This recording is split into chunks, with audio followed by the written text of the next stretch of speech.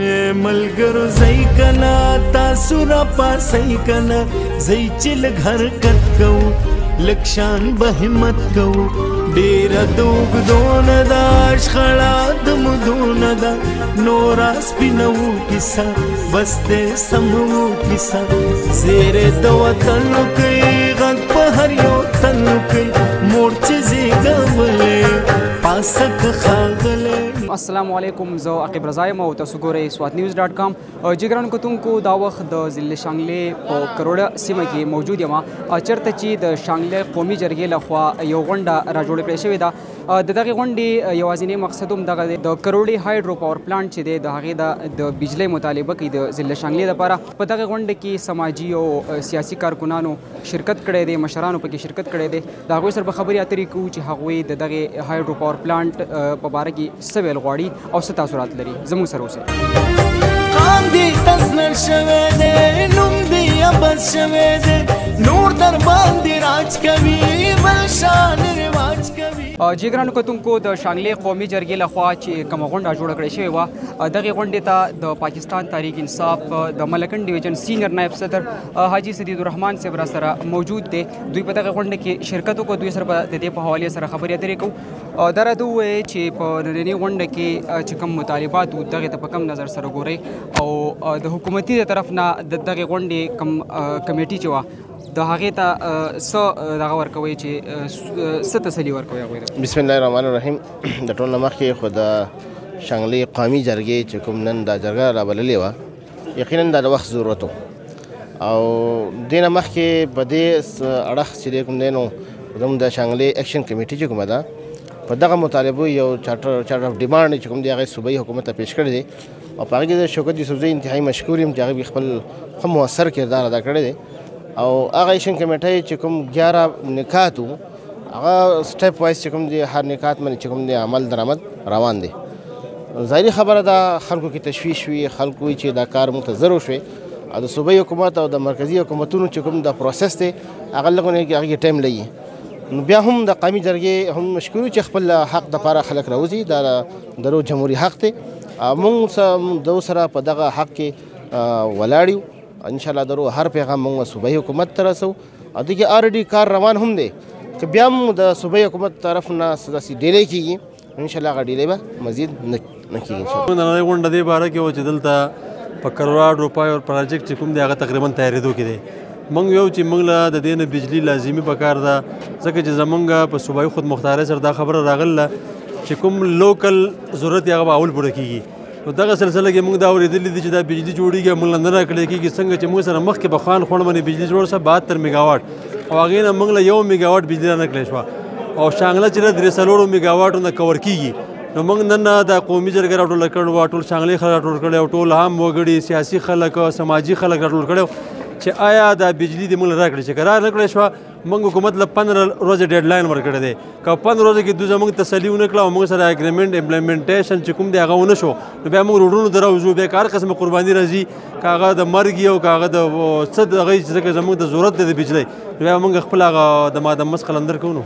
ډېره مننه SWAT نیوز موږ ستاسو شکریه ادا کوو چې تاسو زموږ د اهمې مسلې زموږ دپاره دلته کې تاسو راغلی ستاسو یو جهان مننه. اصل کې ښکاره خبره ده چې د تیرو کله چې دا د کروړه هایډرو پاور پروجیکټ شروع کېدو نو یو معاهده شوې ده او هغه معاهده باندې تر اوسه پورې عمل نه دی کړی شوی او نه کېږي. نو دا نننۍ غونډه د هغه معاهدې د عملي جامې ته ورکولو دپاره دا موږ راغونډه کړې وه چې کومه معاهده صوبایي حکومت یا پیډو یا وابډا د شانګلې د مشرانو سره کړې ده هم په هغه معاهده باندې د موږ سره عمل وکړی شي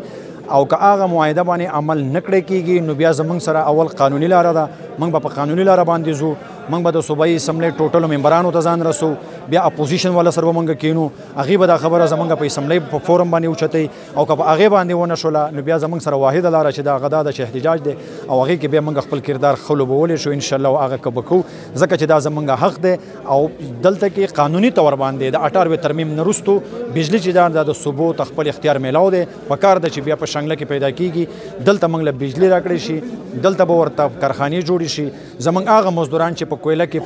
په کلونو باندې لګیا دي د کویلې مزدوري کوي او هلته هغې مړه کېږي او لاشونه موږ راوړو، نو که دلته موږ ته بجلي میلاو شي نو په زموږ په زرګاو خلک به دلته په شنګله کې په روزګار شي. ډاکټر سجاد احمد سابقه امیدوار PK 24 قومي وطن پارټۍ، دوی هم په دغه قومي جرګه کې شرکت کړی دی. دوی سره په خبرې اترې کوو او څه به ویل غواړي دغه قومي جرګې باره کې؟ بسم الله الرحمن الرحیم. نن زموږ چې د قوم د شانګلې د قوم مقامي جرګه، سیاسي مشران، سماجي مشران، ځوانان په دې جرګه کې نن شرکت وکړو، نو زما خو ډېر امیدونه د دوی نه واضح شو چې انشاءالله چې شانګله نوره اوده نه ده او د نن نه پس به موږ د شانګلې عوام په هر سطح باندې خپل حق غواړو، ځکه چې شانګله ډېره پاسمانده علاقه ده. تاسو به لیدلي وي چې دلته په دې لوړو غرونو کې او رسد د کورونو ته لارې نشته دی، زموږ د سکولونو نشته دی، په دې دومره غټ کلي کې د جنکو سکول نشته دی. زموږ ایکسپریکس وی زموږ یو غټ منصوبه هغه زموږ نه کټ شوې ده په سیپیک کې سوه، او د دې نه علاوه چې کوم د تاسو وینئ نو دا ډیم خو زموږ 2 ډیمن 75 72 او 11 او دا 83 میگا واټ بجلی موږ ملک ته ورکو، نو که دا 4-5 میگا واټ بجلی دی قوم ته ورکي دوبم فیسیلیټیټ شي، بل د زموږ ډېر کم وسایل دي، نو د دې خلکو وسایل به ورسره هم زیات شي. او د دې لپاره چې کومه جرګه شوې ده انشاءالله دا به